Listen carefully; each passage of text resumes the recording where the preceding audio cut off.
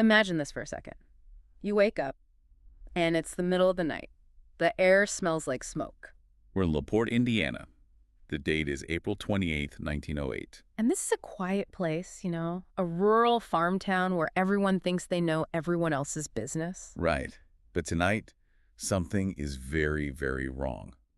The sky is glowing orange. A farmhouse is on fire, just burned into the ground. And when the sun comes up and the smoke finally clears, the whole town is thinking, okay, this is a tragedy. Horrible, heartbreaking accident. Absolutely. They find bodies in the rubble, a mother and her 3 kids. The story seems to be written already. The community is ready to mourn. They're ready to write the eulogies. But that's not where this story ends. Not even close, because then a man named Alla Helgevielen shows up. And he is not there to pay his respect. No. He's there because his brother, Andrew, is missing, and he has this terrible feeling about this specific farm. He's looking for answers. And he decides the only way he's going to find them is with a shovel. And he goes right out back to the hog pen of all places. And that's the exact moment this whole thing flips from tragedy into, well, an absolute nightmare. Because when Asel and a few other guys start digging into that soft, turned-over earth in the pigsty, they don't find old farm tools. No. They hit something. Yeah. Something soft. A gunny sack. And you have to really picture the scene. It's muddy, it smells awful, and they pull this heavy, wet sack out of the ground. They cut it open. And inside, it's not what anyone could have ever expected. Inside that sack are human remains. 2 hands, 2 feet, and 1 head. And that was just the first one. The first of many. So today, we're doing a deep dive into the story that turned that farm into one of America's most gruesome crime scenes. We're unpacking the life of the woman they called Hell's Belle, the butcher of Porte. We're talking about Belle Gunness. And the scale of what they found on her farm is... It's hard to even wrap your head around. This isn't just a murder, it's a mass grave. I mean, they literally stopped counting the bodies. They did. Some reports say 14 victims. Others speculate it could be as high as 40. 40 people. That's just, it's a staggering number, even by today's standards. And the biggest question of all is, did she actually die in that fire, or did she get away with everything? And that's our mission today. We're going to sift through the historical records, the newspaper clippings from the era, the police investigations, all of it. We want to figure out who she was. Was she some victim of circumstance who just snapped? Or was she a cold-blooded predator right from the very beginning? So let's start at that beginning. Before the murder farm, before she was even Belle Gunness. Who was she? Because monsters like this, they aren't born, right? They're made. Exactly. To understand the end, you have to go back to the origin. She was born Brynhild Polsdatter Stursef. Brynhild, quite a name. A very Norwegian name.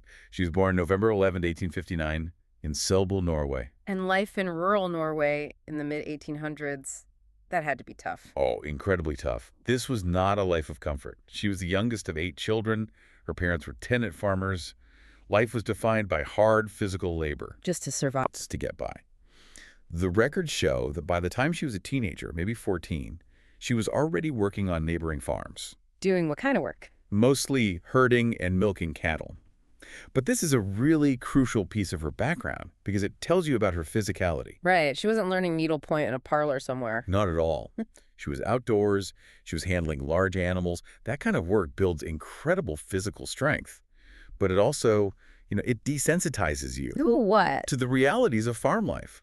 Blood, muck, birth, and slaughter. It's all just part of the daily routine. Life and death are just Tuesday. Exactly. It creates a certain kind of pragmatism. And she was clearly saving up for something bigger. She had her sights set on America. Classic American dream story. It was the era of mass migration from Scandinavia to the Midwest. She worked for years to save up the money for a ticket, and she finally made the trip in 1881. And she arrives at Castle Garden in New York, which was the precursor to Ellis Island. And that's where Brynhild disappears. She steps off the boat and rebrands herself.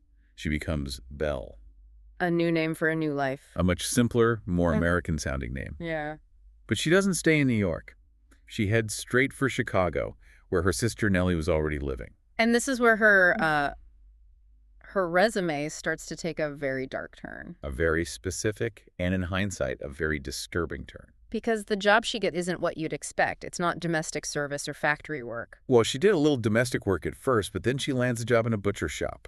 And let's be clear about what that means. She's not wrapping sausages at the front counter. No, she is in the back, cutting up animal carcasses. Okay, let's just pause on that image. Physically, what did she look like? She was imposing.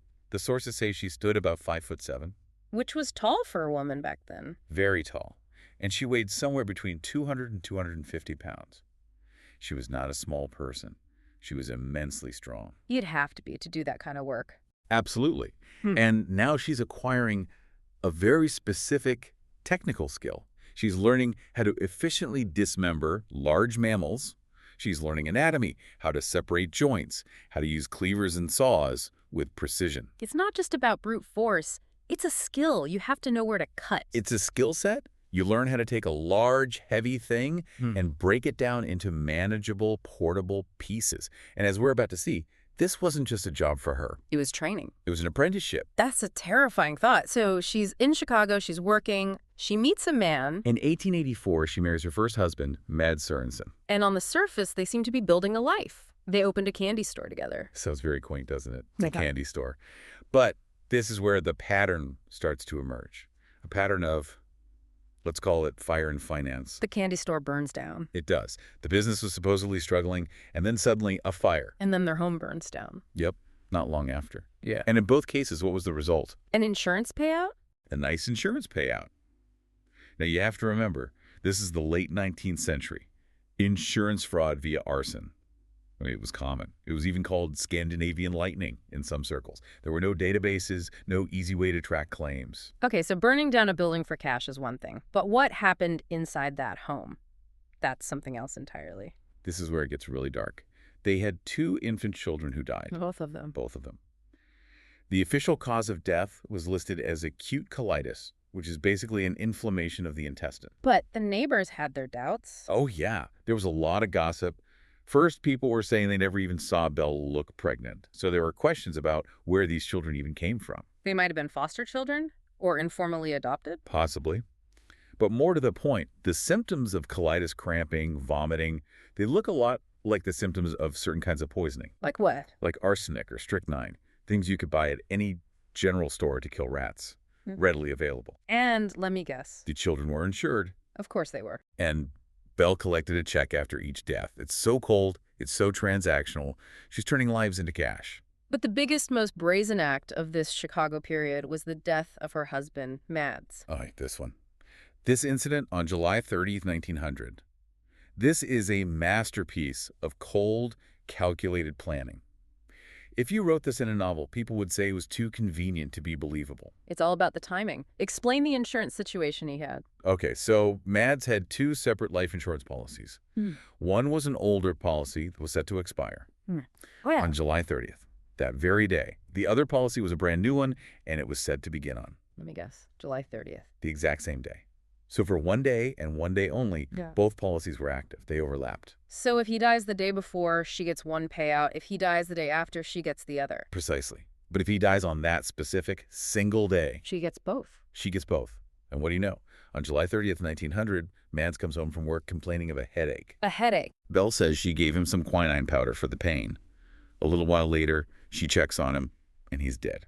And the official cause of death? Cerebral hemorrhage. Yeah. A stroke. Huh. Which, it's plausible it happens, but given the timing, that quinine powder sounds incredibly suspicious. But nobody could prove anything. Not back then.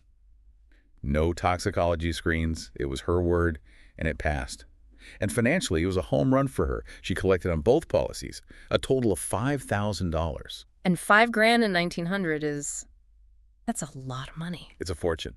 It's equivalent to something like $180,000, $200,000 today. More than enough to start over? It was enough to leave Chicago behind, buy that farm in Indiana, and start the next, even deadlier phase of her life. This is where you see her motive is just. Yeah. It's pure greed. It's a business transaction. She liquidated her husband on the day of his maximum value. So she takes that blood money, moves out to Laporte, Indiana, and buys a pig farm, a fresh start. And of course, a fresh husband. Peter Gunness. They get married on April 1st, 1902. April Fool's Day. You cannot make this stuff up. It's like she's mocking the whole institution. And the bad luck starts almost immediately.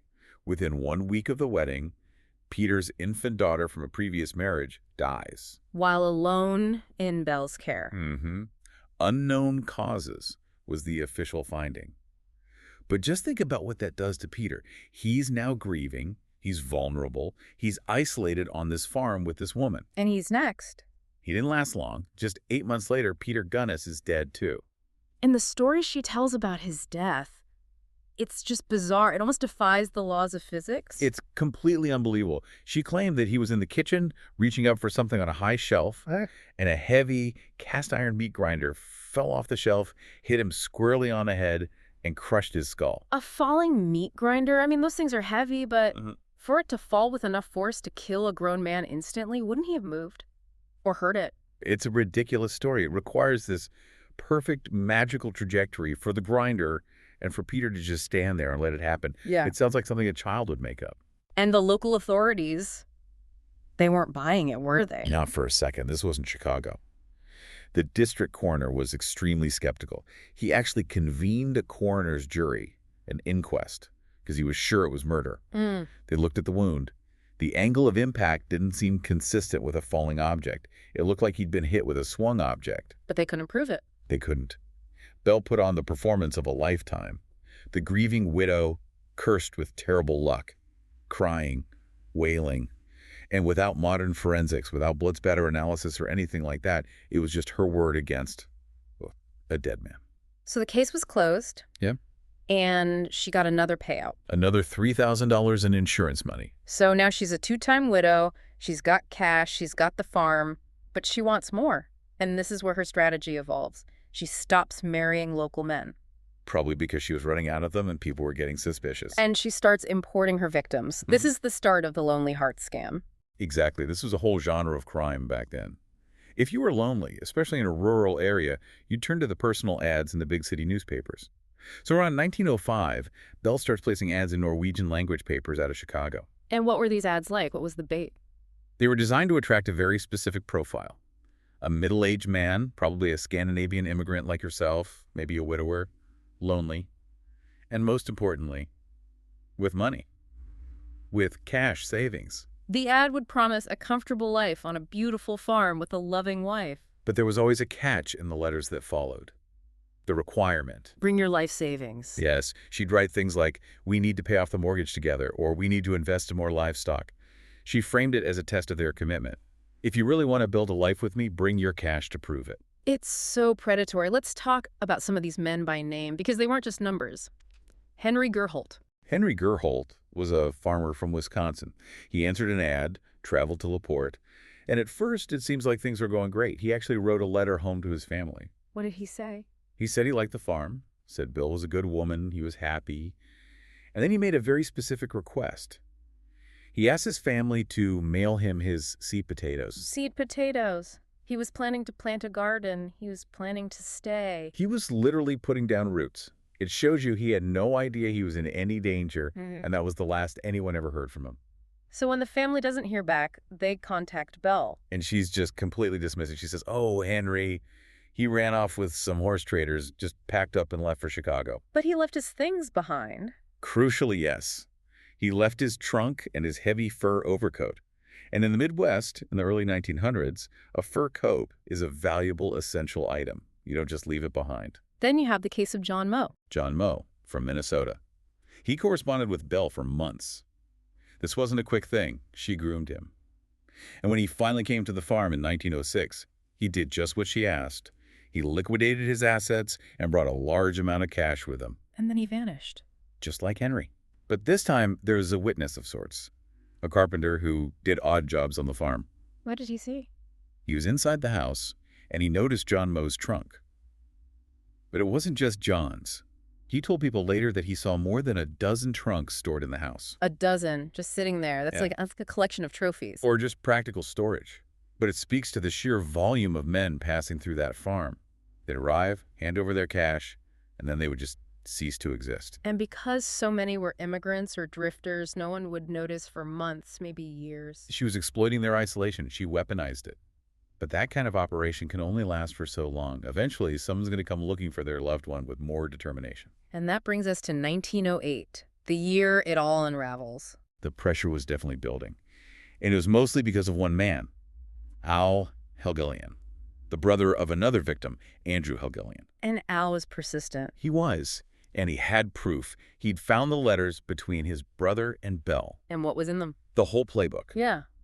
Belle begging Andrew to come, telling him to put in all his money, and this is the really damning part, telling him to keep his move a secret from everyone. Don't tell anyone you're coming here. That's a massive red flag. A huge one. And Belle knew he was getting close. She must have felt the net tightening. She even went to a lawyer and complained that Alza was harassing her, trying to set up a preemptive defense. And that's the context for the fire in April 1908. Exactly. The farmhouse burns to the ground. And for a moment, the story is that Belle Gunness is the final victim. Right. They find the 4 bodies in the cellar, the 3 children, and a headless adult woman. The assumption is that's Belle. The papers run stories about the heroic mother who died trying to save her kids. But then Al Helgelian arrives in Laporte, and he is not buying it for 1 second. He finds a man who used to work for Belle, Ray Lamphere. And they start looking around the farm. They do, and they're drawn to the hog pen. Because the ground there, it's all uneven. There are these soft spots, these depressions in the dirt. It looks like it's been dug up recently. To a farmer's eye, it's obvious, so they grab shovels. I just can't imagine the scene. Digging in the muck of a pigsty, just hoping to find something, anything. And they hit that gunny sack. And inside, it's his brother. The sack contains the dismembered remains of Andrew Helgelian. Elsel identified him right there on the spot. My God, to find your brother like that. But that was just the start. The police are called, and the whole property becomes an archaeological dig from hell. They started finding those slumped depressions everywhere. All over the yard, near the outhouse, down by the lake. And the descriptions from the newspapers are they're so graphic. Burlap sacks filled with what one reporter called masses of human bone wrapped in loose flesh that dripped like jelly. It's horrifying. But from an analytical perspective, the condition of the remains told a story. How so? Every single body had been dismembered in the exact same way. Decapitated, arms removed at the shoulders, legs severed at the knees. Methodical. Incredibly methodical. This isn't a crime of passion. This isn't a frenzied rage. This is a process. This is the work of a butcher. It goes right back to that job in Chicago. It's the exact same skill set.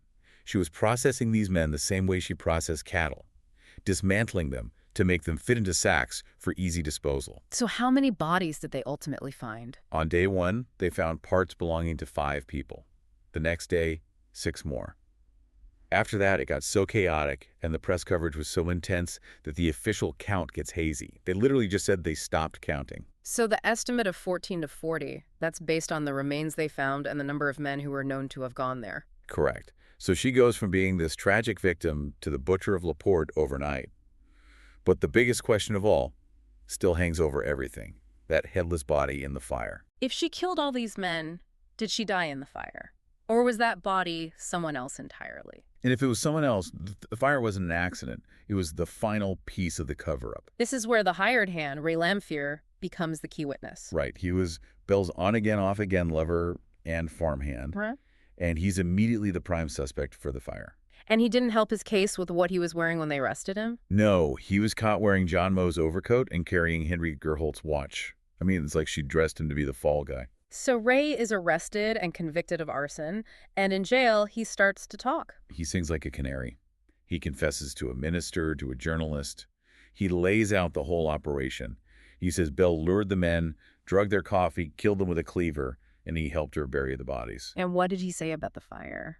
He claimed Belle specifically asked him to burn the house down. But here's the twist. Ray swore that the headless body in the cellar was not Belle Gunness. Then who was it? He said it was a decoy. A woman that Belle had lured to the farm from Chicago, murdered, and planted in the house specifically to fake her own death. Okay, but that's the word of a convicted accomplice. Is there any actual evidence to support that theory? There is, and it's pretty compelling. The doctor who examined the remains of the headless woman testified about it. He noted that the body was, at most, 5'3", and it weighed about 150 pounds. But Belle was 5'7" or taller and over 200 pounds. Exactly. The body in the fire was significantly shorter and at least 50 pounds lighter than Belle Gunness. You don't shrink 4 or 5 inches in a fire. The skeleton doesn't just get shorter. No. And then there's the most obvious clue. The missing head. It was never found in the debris. Never. And a human skull, especially the teeth, is incredibly resilient. It doesn't just vaporize in a house fire. The fact that it's missing strongly suggests it was intentionally removed. Because if you want to fake your own death with a body double, the first thing you have to do is get rid of the face. You have to make identification impossible. So Ray's story starts to look very plausible. Belle knew Al-Hagalina was coming. She needed to disappear. So she gets a decoy, kills her, removes the head, puts her own dental bridge near the body to throw people off. She plants evidence. Yes, they found her dental work in the ashes. Then she takes the cash she's stolen over the years, and she just walks away before Ray sets the fire. And Ray Lamphere, he died in prison, right? He did, of tuberculosis, not long after his conviction. But he stuck to his story until the end. So, did she get away? Was she ever seen again? That's the million-dollar question. For years after the fire, there were reported sightings of Belle Gunness, people in Chicago all over the Midwest. But none were ever confirmed. She became a ghost, a legend. But we have DNA now. They tried to solve it recently, didn't they? They did. In 2008, a team from the University of Indianapolis exhumed the headless corpse. The plan was to extract DNA from the bones and compare it to DNA from the saliva on an envelope flap that Belle had licked.